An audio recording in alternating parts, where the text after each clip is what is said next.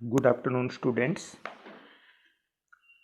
बच्चों, पिछली reporting video में हमने समकालीन दक्षिण एशिया यानी कंटेम्प्रेरी साउथ एशिया में फर्स्ट पार्ट में उसके पहले भाग में हमने आपको बताया था कि दक्षिण एशिया क्या है, और उसके अंतर्गत हमने दक्षिण एशिया की शासन व्यवस्था के बारे में और पाकिस्तान के अंतर्गत विशेषकर पाकिस्तान और बांग्लादेश के बारे में हमने बताया था कि भाई पाकिस्तान में किस तरह की शासन व्यवस्था है और लोकतंत्र के मार्ग में क्या क्या कठिनाइयाँ आई हैं, और वहाँ अभी तक भी पूरी तरह से लोकतंत्र स्थापित नहीं है। बीच बीच में सैनिक शासन भी स्थापित होता रहता है।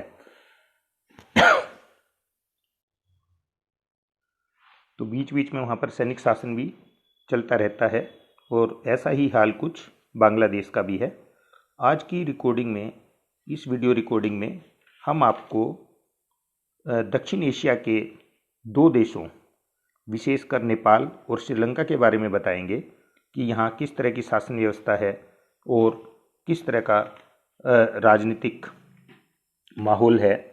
और इसके साथ साथ हम भारत के जो दूसरे पड़ोसी देश हैं नेपाल और श्रीलंका के साथ साथ जो दूसरे भी और जो छोटे देश हैं जैसे कि भूटान एवं मालदीव्स, इनके बारे में भी थोड़ा सा प्रकाश डालेंगे।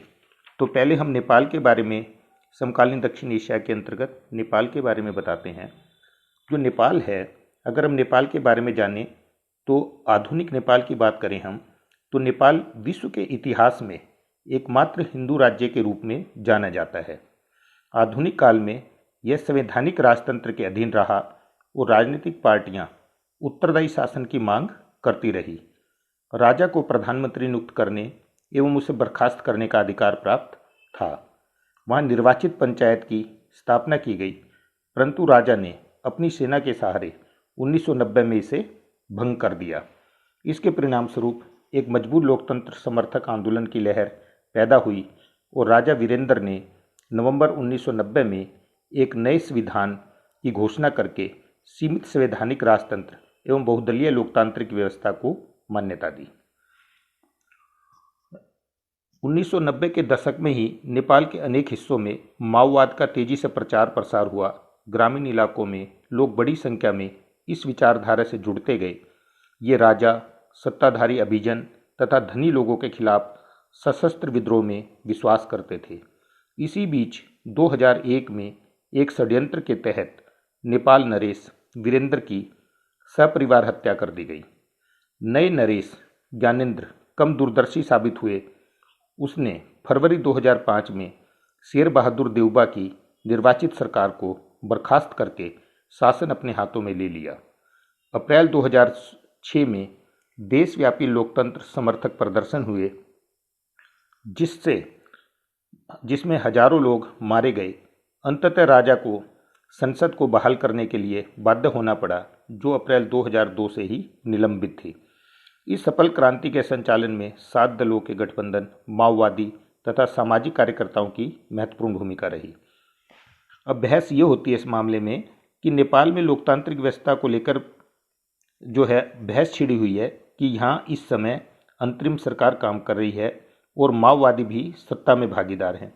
संविधान सभा के गठन की प्रक्रिया भी शुरू हो चुकी है और देश को धर्मनिरपेक्ष घोषित किया जा चुका है। कुछ लोग राजतंत्र को नाम मात्र के लिए रखना चाहते हैं, तो माओवादी नए संविधान में सामाजिक आर्थिक पुनर्निर्माण के कार्यक्रमों को सम्मिलित करना चाहते हैं। तो ये था बच्चों नेपाल के बारे में कि जहाँ पे संवैधानिक लोकतंत्र है और पहला जो विश्व का अकेला एकमात्र हिंदू राज्य के रूप में जाना जाता है। तो यहाँ पर भी संवैधानिक जो है राजतंत्र को खत्म करके लोकतंत्र की बयार शुरू हो चुकी है और लोग पूरी तरह से लोकतंत्र लाना चाहते हैं।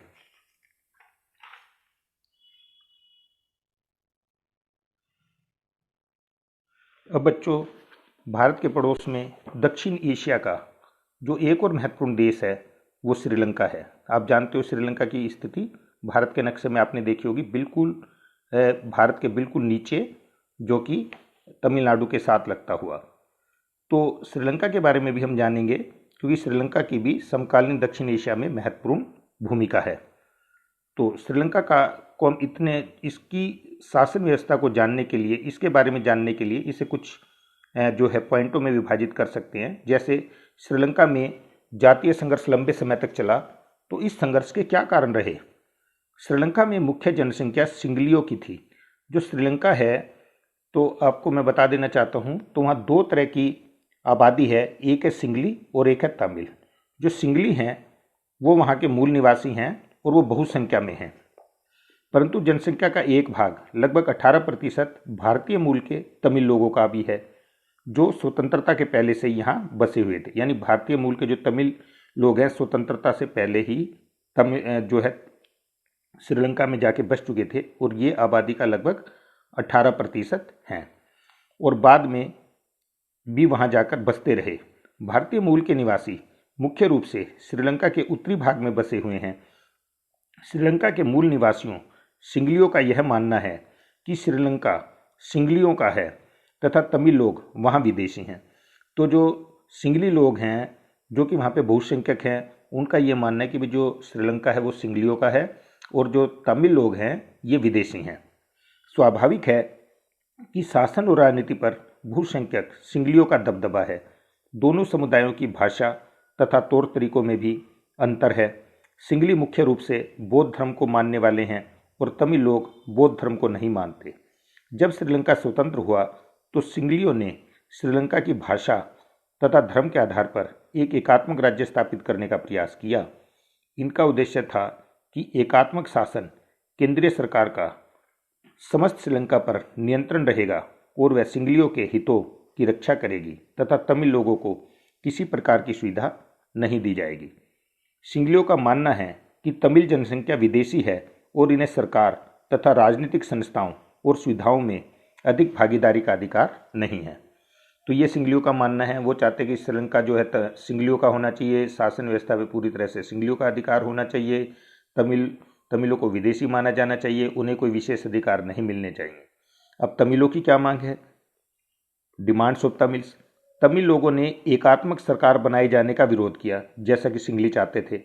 तमिल लोगों की मूल जड़ें भारत तमिलनाडु में हैं और वे आशा तथा दावा करते हैं कि भारत सरकार को उनके हितों की रक्षा के लिए आगे आना चाहिए तथा श्रीलंका पर दबाव डालकर यह समस्या समाप्त करवानी चाहिए।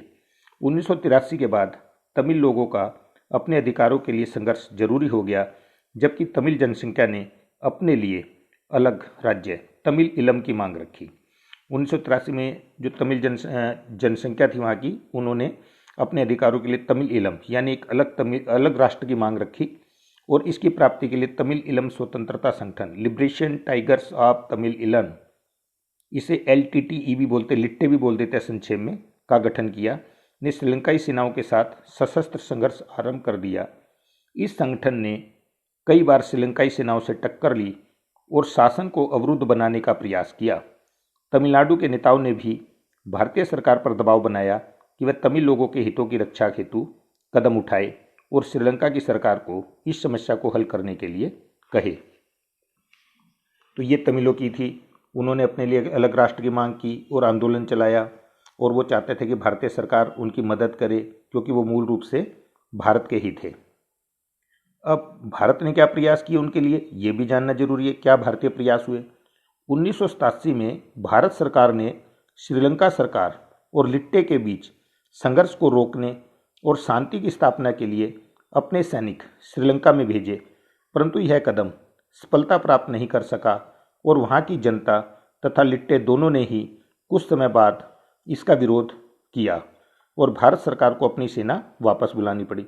अब 87 में जब भारत सरकार ने श्रीलंका के कहने पर ही वहाँ शांति सेना भेजी थी, लेकिन बाद में उसका वहाँ पर विरोध शुरू हो गया और लिट्टे के द्वारा भी, वहाँ की सरकार द्वारा भी भारत सरकार को अपनी सेना वापस बुलानी पड़ी।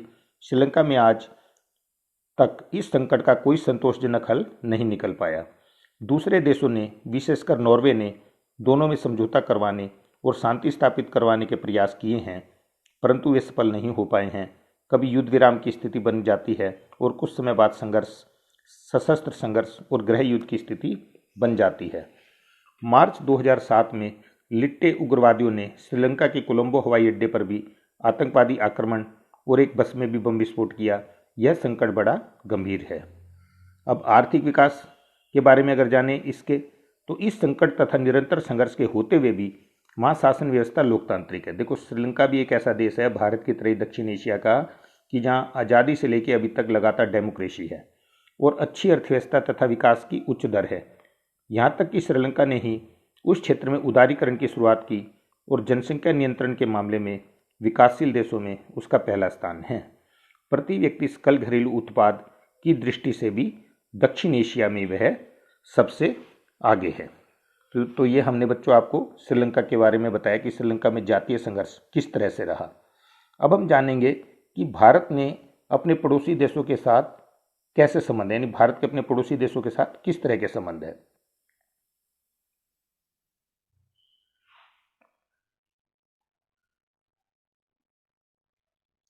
तो भारत की भूमिका देखेंगे अपने पड़ोसी देशों के संबंध के हिसाब से।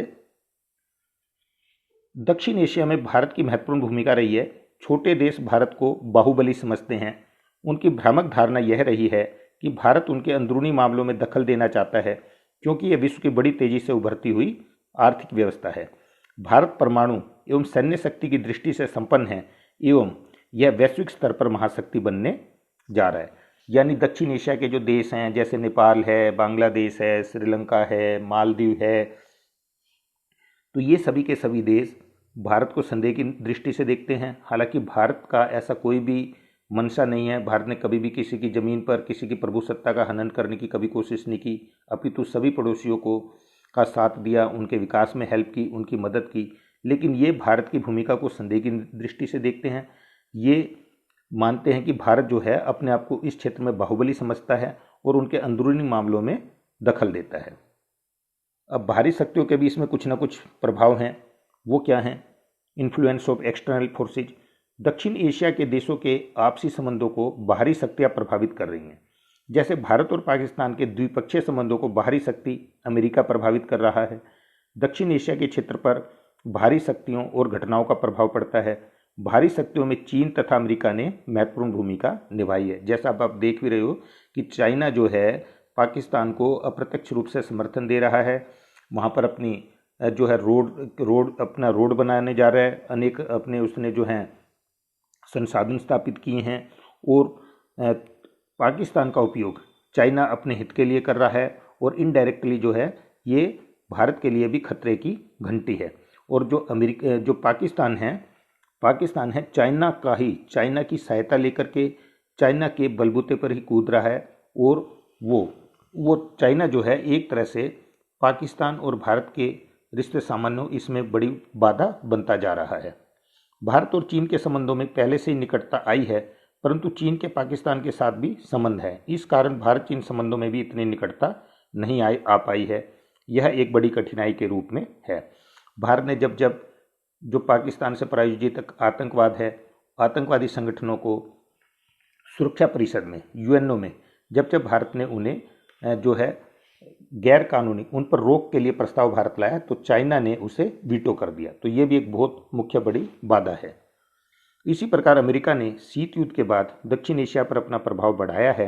भारत और पाकिस्तान के मध्य अमेरिका के मध्यस्थ की भूमिका निभाकर अपना प्रभाव तेज किया है। दोनों देशों के द्वारा उदारीकरण की नीति अपनाना भी इस प्रभाव का एक परिणाम है। अब जरा ये भी देखते हैं कि भारत और पाक के रिश्ते सामान्य नहीं हो रहे, तो इसका क्या कारण है, इस संघर्ष का क्या कारण है। तो पहला तो मुद्दा है कश्मीर मुद्दा। कश्मीर का मसला दोनों देशों के बीच तनाव का मुख्य कारण रहा है। इसको लेकर 1947-48 तथा 65 में युद्ध भी हुए। 1948 के युद्ध के बाद कश्मीर दो भागों में बट गया। एक हिस्से पर पाकिस्तान ने कब्जा कर लिया, जिसे पाक अधिकृत कश्मीर कहा जाता है, पोक पाकिस्तान ऑक्यूपाइड कश्मीर, जबकि दूसरा भारत का अभिन्न अंग है। दोनों के बीच एक नियंत्रण रेखा भी है। 1971 का भारत पाक युद्ध बांग्लादेश के कारण हुआ था। और जैसे कि हम जानते हैं कि कश्मीर लगातार इस समस्या की जड़ रहा और कश्मीर में पाकिस्तान प्रायोजित आतंकवाद चलता रहा। लेकिन हम जैसा कि आप सब भी जानते हो कि पिछले वर्ष जो इस समय की वर्तमान मोदी सरकार है, उन्होंने कश्मीर को जो स्पेशल दर्जा दिया हुआ था धारा 370-35 से, उसे समाप्त कर दिया। उसके समाप्त होने के बाद साथ साथ अब जो कश्मीर का विशेष दर्जा समाप्त हो गया और कश्मीर भी भारत के अन्य राज्यों की तरह ही भारत का एक सामान्य राज्य बन गया। और कश्मीर को 3 भागों में भी विभाजित कर दिया गया, यानी लद्दाख को एक यूनियन टेरिटोरी जो है केंद्र शासित प्रदेश अलग कर दिया गया, और इसी तरीके से कश्मीर और श्रीनगर अलग जो है राज्य बना दिए गए। और अभी हाल ही में जो आज की ही घटना है, मैं आपको बता देना चाहता हूँ कि एक भूमि अधिनियम भी केंद्र सरकार द्वारा पारित कर दिया गया कि अब कोई भी व्यक्ति कश्मीर में अपनी ज़मीन खरीद सकता है, यानी नॉन फार्मिंग लैंड रहने के लिए अपनी ज़मीन खरीद सकता है, वहाँ पे व्यापार कर सकता है, दुकान खरीद सकता है, किराए पर ले सकता है। जबकि पहला जब धारा 370 थी, 35 ए थी, जब इसे स्पेशल दर्जा था, तो किसी अन्य राज्य का व्यक्ति वहाँ पर कोई ज़मीन खरीद नहीं सकता था, ना ही स्थायी रूप से बच सकता था। तो इस तरह से कश्मीर की समस्या को हल करने में एक मील का पत्थर साबित होगा और कश्मीर भी भारत के एक सामान्य राज्य की तरह हो जाएगा। हथियारों की होड़। दोनों देशों के मध्य हथियारों के निर्माण को लेकर गहरी प्रतियोगिता है। 1990 के दशक में दोनों देश परमाणु क्षमता से संपन्न हो गए। 1988 में दोनों देशों ने परमाणु परीक्षण करके यह साबित भी कर दिया, और ऐसा भी बताया जाता है कि जहाँ तक परमाणु हथियारों की संख्या का संबंध है, तो पाकिस्तान के पास भारत से भी ज़्यादा परमाणु हथियार हैं। अब इसमें पाक की क्या गतिविधियां हैं? भारत की सरकार को अस्थिर करने के लिए पाकिस्तान आतंकवादी एवं हिंसक गतिविधियों को बढ़ावा देता है। 1985 से 95 की अवधि में खालिस्तान समर्थक उग्रवादियों को पाकिस्तान से हथियार एवं गोले बारूद मिले। इसी प्रकार नेपाल तथा पाकिस्तान में पाक खुफिया agency inter services intelligence Bharat विरोधी गतिविधियां चला रहा है। पूर्वोत्तर भारत की हिंसक गतिविधियों में भी इसका हाथ बताया जाता है। वो अन्य कौन कौन से विवाद हैं इसके अलावा? दोनों देशों के बीच सियाचिन ग्लेशियर पर नियंत्रण स्थापित करने के मामलों में भी तनातनी रहती है। इसी तरह सिंधु नदी के जल बंटवारे के संबंध में भी आरंभ से ही विवाद बना हुआ है। इस पर 1960 में सिंधु जल संधि भी आ चुकी है। इसके अतिरिक्त कच्छ के रण में सरक्रीक की सीमा रेखा को लेकर भी मतभेद कायम है। इसका संबंध समुद्री संसाधन को लेकर है।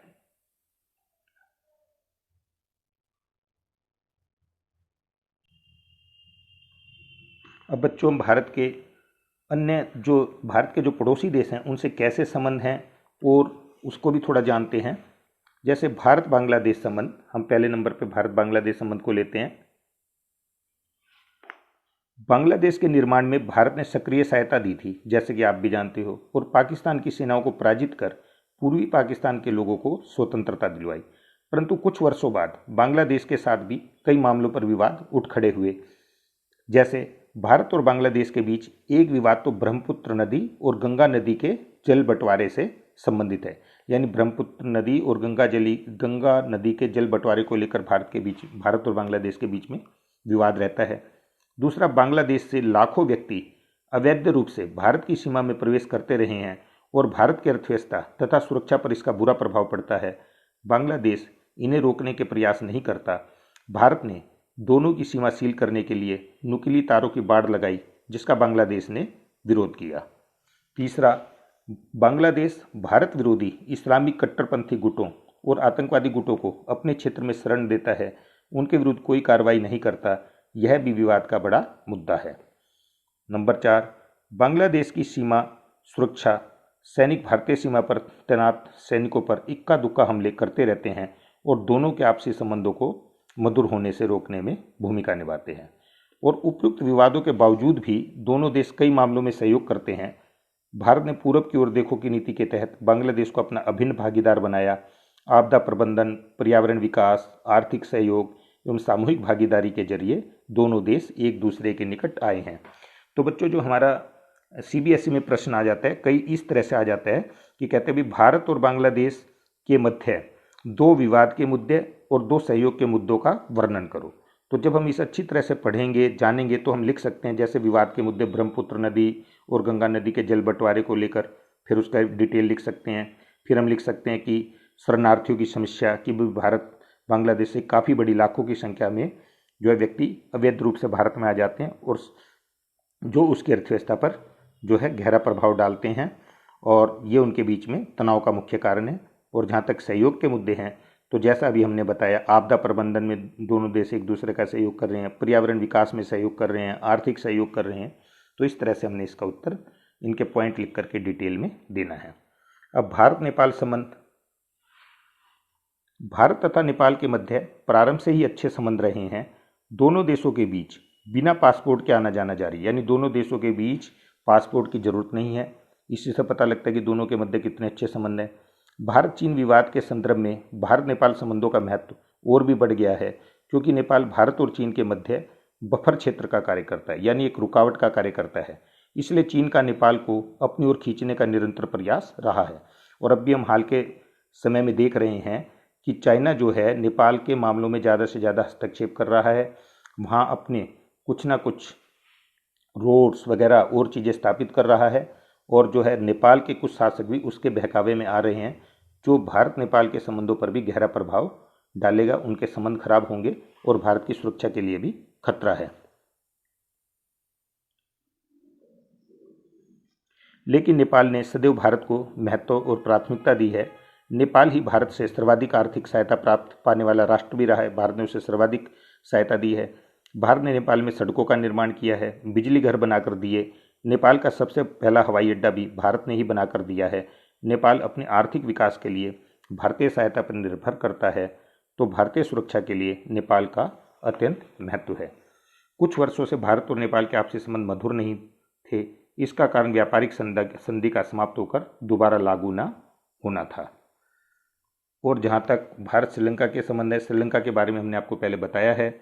तो भारत और श्रीलंका के मध्य तनाव का सिर्फ एक ही कारण है, तमिल समस्या। इसके बावजूद दोनों देशों ने मुक्त व्यापार समझौते पर हस्ताक्षर किए हैं। सुनामी के कहर के बाद भारत ने उसके आर्थिक पुनर्निर्माण में सहायता भी दी है। अब दो छोटे और देश हैं, भारत के पड़ोसी भूटान और मालदीव। इन दोनों देशों के साथ भी भारत के अच्छे संबंध हैं। भूटान ने भारत का सम्मान करते हुए अपने यहाँ से पूर्वोत्तर के उग्रवादियों का सम्मान करते हुए अपने यहाँ से पूर्वोत्तर के उग्रवादियों को खदेड़ कर भगाया है। वहाँ की पनबुजली परियोजना में भारत की सक्रिय भागीदारी रही। भूटान को भारत आर्थिक सहायता भी देता रहा है। इस प्रकार मालदीव के आर्थिक विकास, पर्यटन एवं उद्योग में भारत का महत्वपूर्ण योगदान रहा है। 1988 में मालदीव पर श्रीलंका के छापामार तमिल सैनिकों ने हमला किया, तो भारतीय वायुसेना एवं नौसेना ने तुरंत सहायता की। अब अफगानिस्तान और म्यांमार भी दक्षेस के सदस्य बन गए हैं।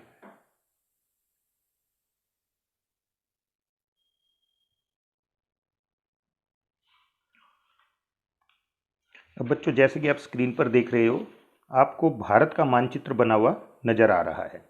तो जैसा मैंने आपको बताया था कि हमारी एनुअल परीक्षा में 5 नंबर का एक प्रश्न मानचित्र पर भी आधारित होता है, तो हमें उसको भी बड़े ध्यान से करना है।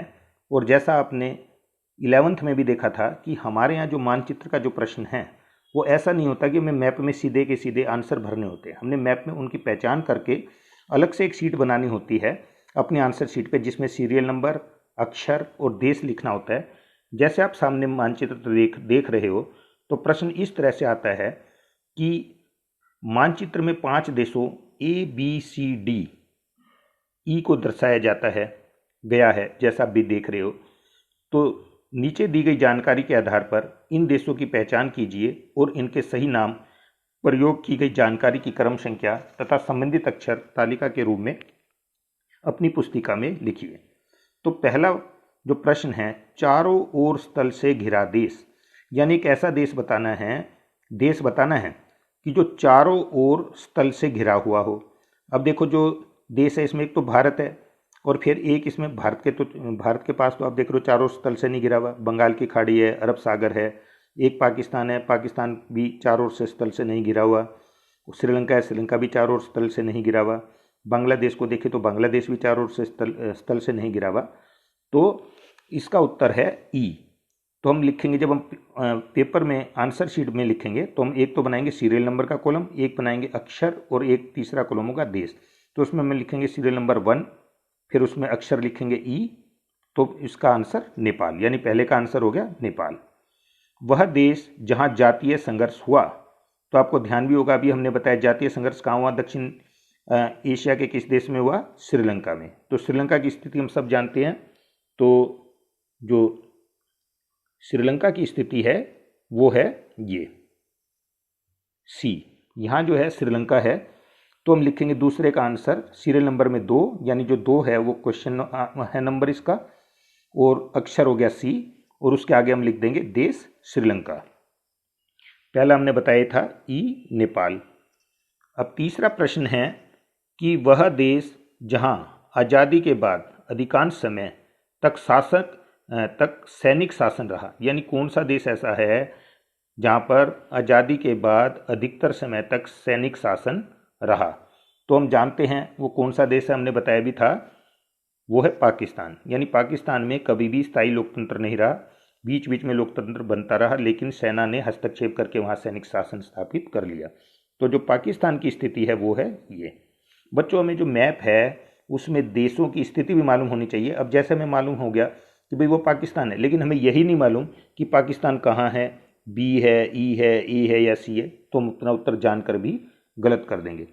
तो इस तरह से हम सीरियल नंबर में लिखेंगे 3, अक्षर के नीचे लिखेंगे दूसरे कॉलम में डी, और उसमें देश में लिखेंगे पाकिस्तान। फिर हमारा इससे अगला क्वेश्चन है चौथा, वह देश जहां विश्व का सबसे बड़ा लोकतंत्र है। तो जहां विश्व का सबसे बड़ा लोकतंत्र है, सब जानते हैं विश्व का सबसे बड़ा लोकतंत्र किस में है, भारत है। भारत की पॉपुलेशन सबसे ज़्यादा है और भारत में स्थायी रूप से लोकतंत्र है। आज़ादी से लेके अभी तक कभी भी ऐसा नहीं हुआ कि इस लोकतंत्र को बदल के किसी और शासन व्यवस्था को स्थापित करने की कहीं किसी ने चर्चा भी की हो। तो बी, तो हम चौथा उसके आगे अक्षर लिखेंगे बी बराबर भारत। अब एक ही बचा है। अब एक बचने पे हमने एकदम ऐसा नहीं कि उसका सीधा कि वह देश जिसका निर्माण 1971 में हुआ एकदम लिख दें, हो सकता है वो गलत हो, तो फिर हमें दूसरे भी चेक करने पड़ेंगे, यानी हमने कोई और भी गलत कर रखा है। तो वह देश जिसका निर्माण 1971 में हुआ वो कौन सा है, बांग्लादेश। तो वो ये है ए, यहाँ ये बांग्लादेश है, ये आप देख रहे हो इधर, ये रहा, तो ए बांग्लादेश।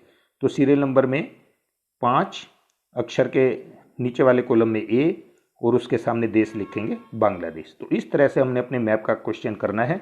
मैप भर के आंसर शीट में नहीं लगाना, उसके कोई नंबर नहीं है, ना ही मैप भरना, ना ही वो मैप भरने के लिए कह रहे हैं। हमने उनके अक्षरों की पहचान करनी है, एक कॉलम सीरियल नंबर, एक अक्षर, एक देश का बनाएंगे, उसी हिसाब से जानकारी हम क्वेश्चन के हिसाब से ही देंगे और ज़्यादा से ज़्यादा पूरे नंबर लेने की कोशिश इसमें हम करेंगे।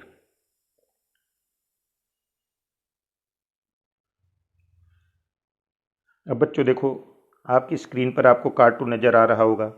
हमने जैसे बताया आपको कि 5 नंबर का हमारा प्रश्न मैप पर आधारित और 5 नंबर का हमारा प्रश्न कार्टून पर आधारित आएगा। यानी पहले हमारे 2 अनसीन पैसेज आते थे, 3 अनसीन पैसेज आते थे और कार्टून आता था। अब 2 अनसीन पैसेज और एक कार्टून आएगा। तो कार्टून जो है ये भी एक ऐसा प्रश्न है जिसमें हम पूरे पूरे नंबर ले सकते हैं, बशर्ते हमें अध्याय को, और हर अध्याय में सब अध्याय हैं भी नहीं ऐसे, उसमें जो भी कार्टून हैं उन्हें ध्यान से देखना है और एकदम कार्टून को देखते ही हमें अपने मन में ये याद करने की कोशिश करनी है कि ये किस लेसन से संबंधित है, किस समस्या से संबंधित है। अब देखो, जैसे कार्टून है, नीचे दिए गए कार्टून को देखिए और निम्नलिखित प्रश्नों के उत्तर दीजिए, ऐसा हमारा प्रश्न आता है। अब हमने देखा कहीं ना कहीं हेल्प मिल जाती है। अब जैसे इसमें ये लिखा है प्रेमदासा, और एक तरफ शेर बनाम, एक तरफ शेर है, एक तरफ बाघ है। तो पहला प्रश्न ऐसा आ सकता है कि उपयुक्त कार्टून किस देश से संबंधित है। तो हम क्या लिखेंगे भाई, उपयुक्त कार्टून किस देश से संबंधित है। इसका उत्तर हम क्या देंगे, श्रीलंका। ये उपयुक्त कार्टून श्रीलंका से संबंधित है, या खाली श्रीलंका लिख सकते हैं। फिर उसके बाद दूसरा प्रश्न है, चित्र में शेर तथा बाघ किन किन समुदायों का प्रतिनिधित्व कर रहे हैं। तो एक तरफ आप देख रहे हो शेर दिखाया गया है, एक तरफ बाघ दिखाया गया है। तो हम कहेंगे कि शेर श्रीलंका के सिंगली समुदाय, जो शेर है जो इस कार्टून में दिखाया गया है, जैसा आप देख रहे हो, ये जो है ये सिंगली समुदाय का प्रतिनिधित्व कर रहा है, तथा जो बाघ है वो तमिल समुदाय का प्रतिनिधित्व कर रहा है। चित्र में दिखाए गए व्यक्ति कौन हैं तथा चित्र में उनके प्रयास का वर्णन करो। भाई चित्र में कौन से व्यक्ति दिखाए गए हैं, कौन है ये। तो इसका उत्तर होगा कि चित्र में दिए गए व्यक्ति श्रीलंका के तात्कालिक राष्ट्रपति श्री महिंद्रा राजपक्षे हैं तथा वो दोनों समुदायों के मध्य संतुलन स्थापित करने का प्रयास कर रहे हैं। तो इस तरह से हमने जो है कार्टून का उत्तर देना है, और हमने कार्टून में प्रश्न लिखने कोई ज़रूरी नहीं है, उसको समझ करके हमने उसके आंसर हम लिख सकते हैं और ज़्यादा से ज़्यादा नंबर प्राप्त कर सकते हैं। और कार्टून को ध्यान से देखोगे तो उसमें कुछ क्लू भी होते हैं, उससे समझने की हम कोशिश करेंगे। और पहले से भी हम कार्टूनों को अध्ययन करेंगे तो हमें ये अच्छी तरह से ध्यान भी रहेगा।